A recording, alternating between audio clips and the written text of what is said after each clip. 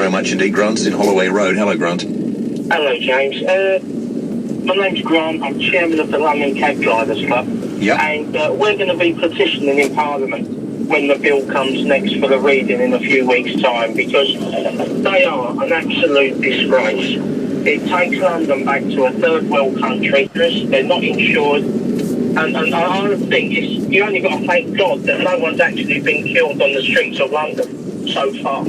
And the thought of licensing them, I don't know where they're going with this at all. Well, I don't, for the obvious reasons we've all talked about this evening. But what I just can't get my head around is how the authorities who love legislation have not done anything to bring legislation to control these things in. I mean, I felt a little sorry for Andrew Ralph. I felt that he was a little embarrassed trying to defend the indefensible.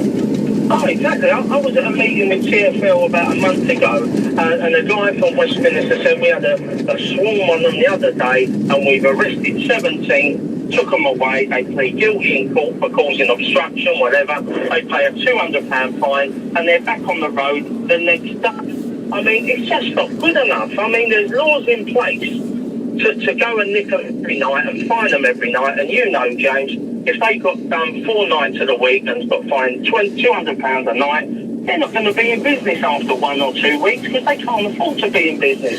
And if they license them, we've seen with the minicabs, once they're licensed, they're still going to carry on touting and doing stuff, but there's not enough enforcement officers to actually enforce the law.